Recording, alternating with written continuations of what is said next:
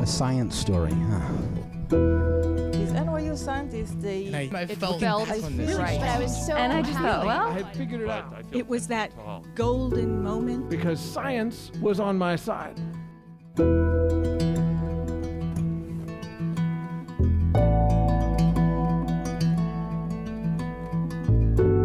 Hey everyone, welcome to the Story Clutter, where true personal stories about science help us to discover how weird and wonderful it is to exist in this world and be a human.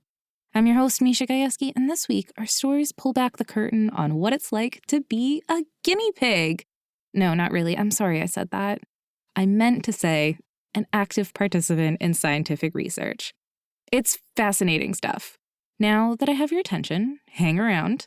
First up, we have Susan Fee. Susan is a mental health therapist living and working in Seattle. She's also the director of Brain Power Chronicles, Stories of Mental Health. Susan's story is an absolutely captivating peek into the weird and wonderful world of mother-daughter relationships, and I can't wait for you to hear it. Here's Susan.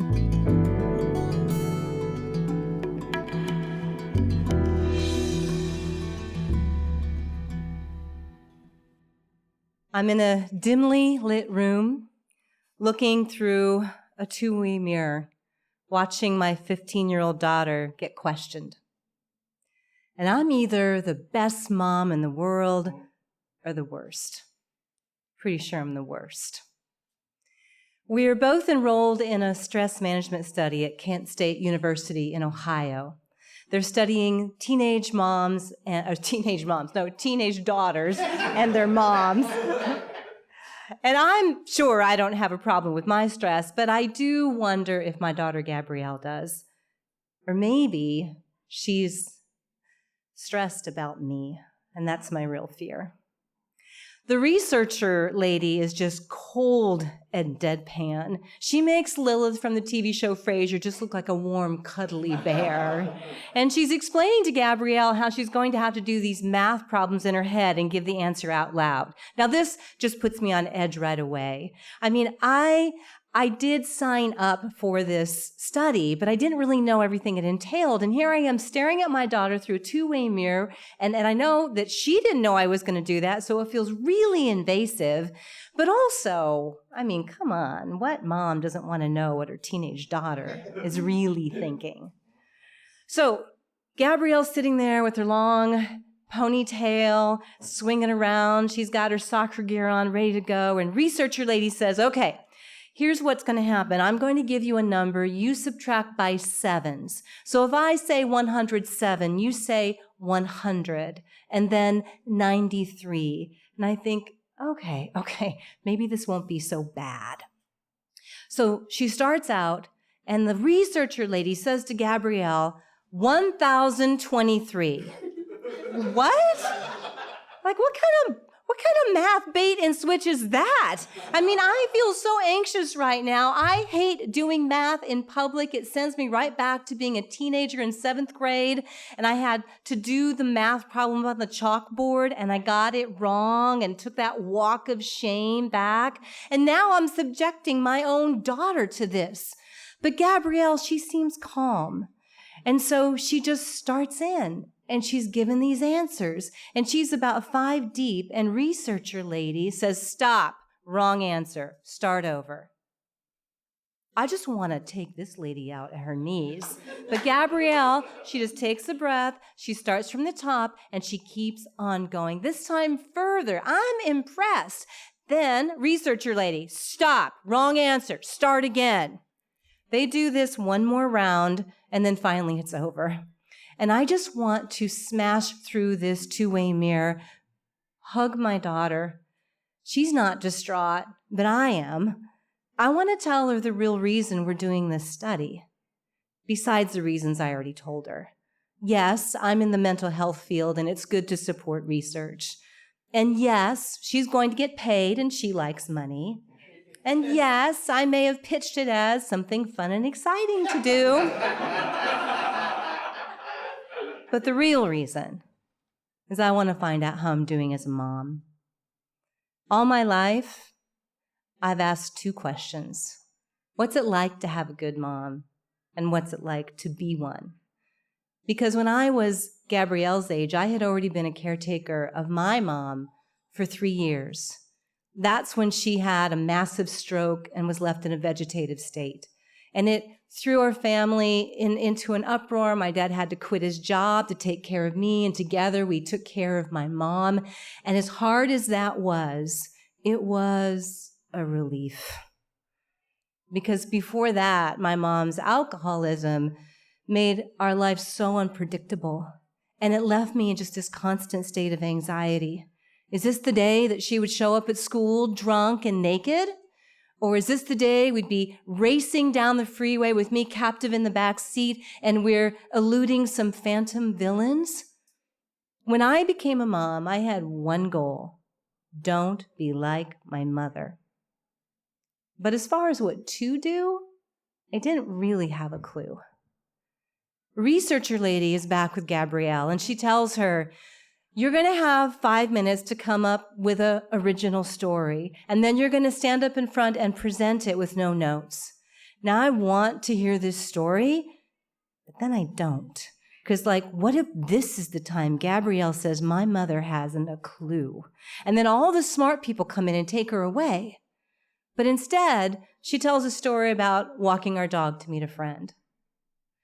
And then researcher lady, about 2 sentences in, says, can you speak up? I can't hear you. Okay, this woman is in the wrong room. She needs to be in the casting audition for Mean Girls. She's out of this business. Gabrielle starts again, takes a deep breath, speaks louder. And then researcher lady cuts her off again and says, I'm bored, tell another story.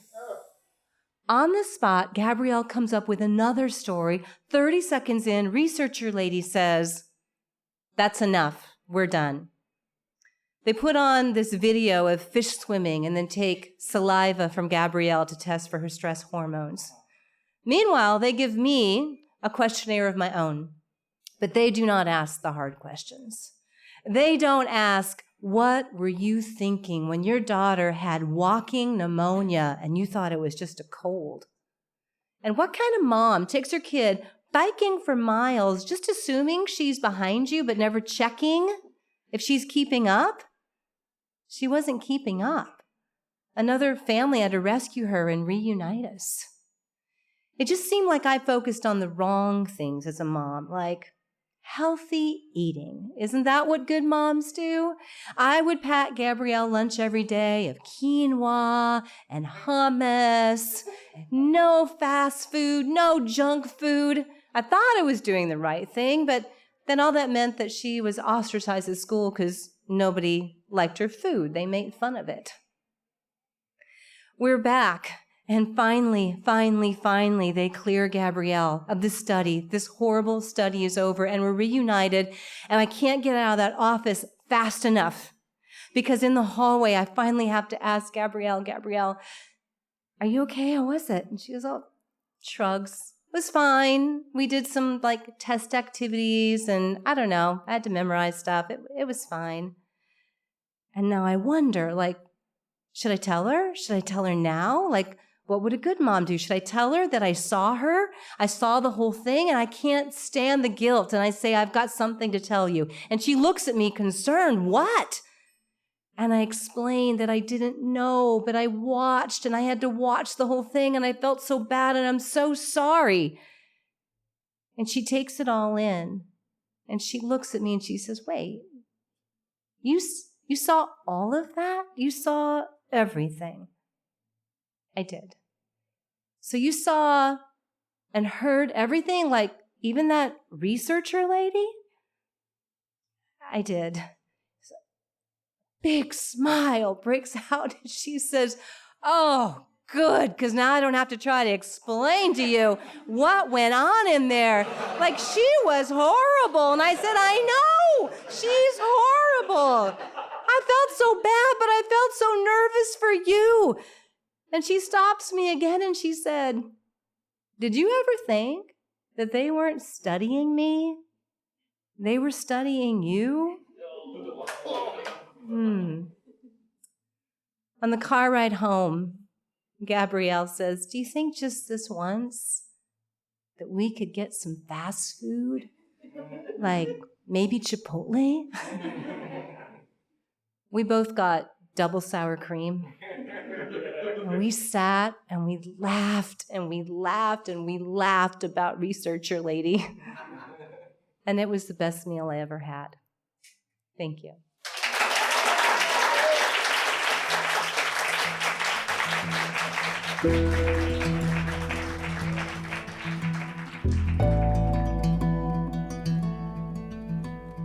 That was Susan. Head to storyclatter.org to learn more about her. Being a storyteller on our stage is just one way to make Storyclatter happen, but if standing alone, in the spotlight, in front of an audience, doesn't speak to you, maybe becoming a Storyclatter donor might be more your speed. Storyclatter donors play a vital role in our ability to bring you this podcast. We're in this together. Storyclatter is one big experiment that's designed to connect us around our love of discovery, curiosity, and the natural world. If you believe in the power these stories have and this mission, please donate to the Storyclatter at storyclatter.org/donate. The most popular level is $10 a month, and you can make your tax-deductible donation at storyclatter.org/donate. But really, any level makes a difference, and we're so grateful to everyone who supports Storyclatter. Our next story is from Kenice Mobley. Kenice is a stand-up comedian and filmmaker who lives in Brooklyn, New York. She's been on The Tonight Show and Netflix's A Joke Festival.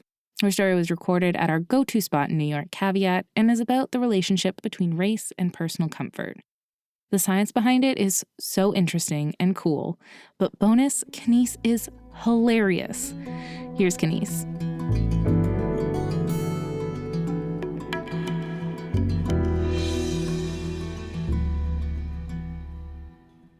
Anxiety, we're going to get into it. Yes, hello. And it really started manifesting itself when I worked at a startup. And when I say startup, I feel like some of you are thinking of like Google or like something that has a lot of money and like is making something that the world is asking for. I need you to lower those expectations tremendously. Think of like the third rate or like what in colleges there's like Ivy League, not community college level, but like right above it for startups, you know? And I was going into the office and every day I would get so anxious. Like, you know, it's a bad job when you start to cry on the way into work and then also leaving work. And that just kind of defines who you are as a person, right? And for one of my jobs, it was sales consulting in Boston, Massachusetts, yes. And we had to fly around the country to do sales consulting for lots of different companies. And I should say I have claustrophobia, and sometimes it's kind of mild. But when I am in a state where I am crying constantly, it can get quite bad. And one time I was on a plane, and I had taken a pill so that I could calm down a little bit. But I woke up in the middle of the flight, and my heart was racing, and I was scared, and I was doing that kind of quiet cry that you do as to not scare the people around you. Are you guys familiar?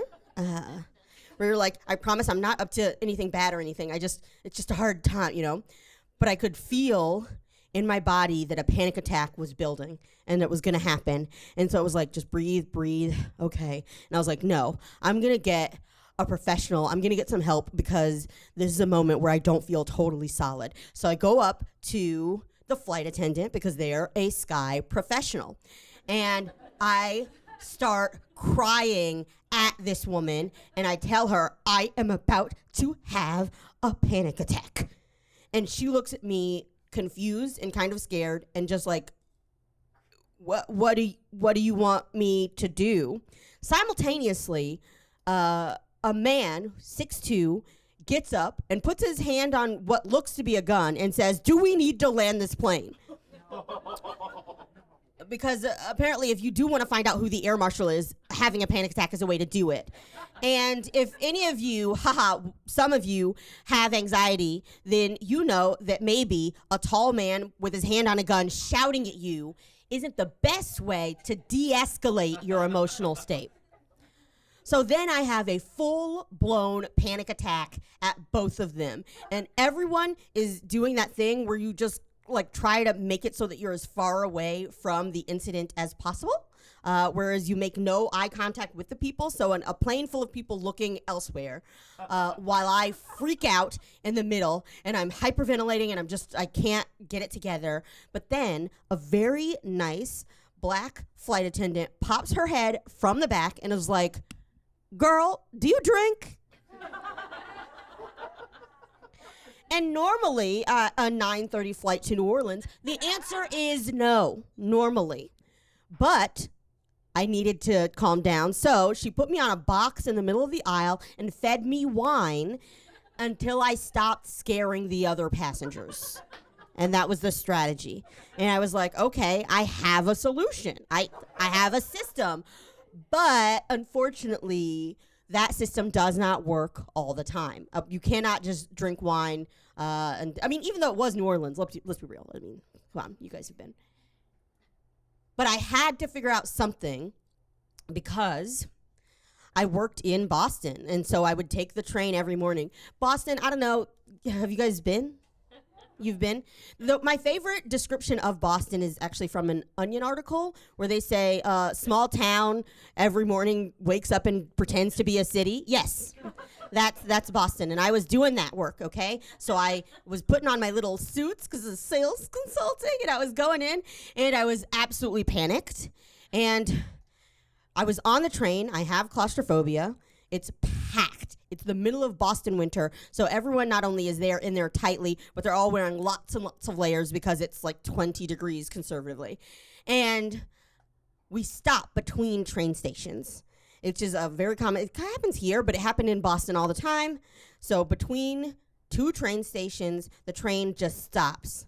And I start panicking, and I can feel my breath speeding up, and I can feel my heart speeding up. And I've been to therapy for this, so I'm trying to do all of the things they've taught me to do to calm down in these moments of panic. I'm thinking about a place that makes me calm and makes me feel centered and relaxed. I'm imagining my bedroom, and then I'm imagining my bedroom on fire.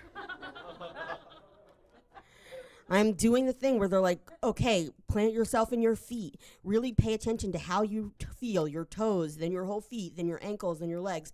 And I'm just slowly imagining all of those things being submerged in water and all of us just drowning and dying. Okay. And so I cannot get it together. And I'm doing, again, the slow, it's starting, the little cry that you try to keep to yourself that everyone tries not to look at. But my body goes from being mildly chilly to approximately 500 degrees. And I think, okay, the only thing I know to do in this moment is to take my clothes off. So I slowly start unzipping my jacket. And there's so many people. It's not like my clothes go anywhere. They're just like sitting around me based on all the people. But I take my jacket off, and I take the over layer of my pants. I'm wearing 2 pairs of pants because it's Boston, it's winter. Okay. And then I'm just in a button-up shirt and leggings and starting to sob, and I can't breathe, and I can't control it. And then this lady, she's white, and she looks quite old. When I say old, okay, she looks like, have you guys been to a classic art museum and seen paintings of women in the 1880s? She looks like she was one of those women. Everything was wrinkled in such an interesting way, but I didn't know that wrinkles, how they could cover every possible part of one's skin. But she very nicely reaches out and is like, do you want to hold my hand? Very sweet, but a little bit of backstory. In college, I had lots of jobs, and one of those jobs was working at Duke University's psychology research lab. And one thing that they wanted to research, I was there for something else. We were doing a recreation of the Clark doll study, wherein we present dolls of different colors to children and ask them which one is preferable. It's the study that was used in, I think, 1954, Brown versus Board of Education, thank you.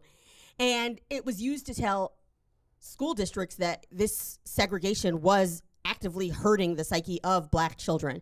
At any rate, we were recreating it, and surprise, surprise, the results were the same. It hasn't changed much. But they did notice, they were like, hey, we noticed that you're Black. Do you think you could come help us with a study? And I was like, sure, I'd like to make some money. So what the study is it was testing to see if race affected how comforted people were by holding someone's hand. Because they knew that in studies of people, like 2 white people, that holding hands with someone lowers someone's level of stress. And they wanted to see if that changed based on the hand of the person who was offering comfort. So, for a summer, my job was to wait behind a curtain, and the researchers would tell a person to relive a horrible experience, describe the worst thing that ever happened to them. And at a moment indicated by the researchers, I would slip my hand through a curtain and just hold on to their hand. That was my job for a summer. I heard stories about trauma and parenting and some things that you were like, okay, that's the worst thing that ever happened to you? Okay.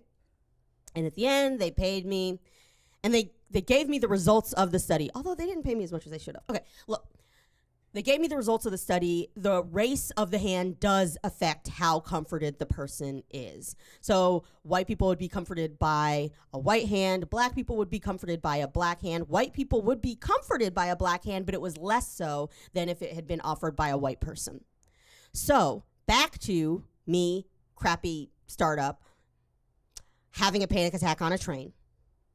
When this lady who was, let's call her Methuselah, when this lady offered me her hand, it was very frustrating because my first thought was, I don't know if this is going to work in the way that you think it's going to work.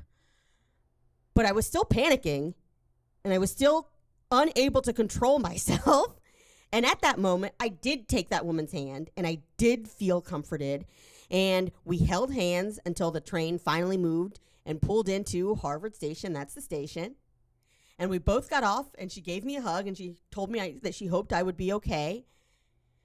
And it was just a clear sign to take help wherever you can get it. Because, hey, some people are nice, and that's all that you need at the moment. I'm Kenice. Thanks.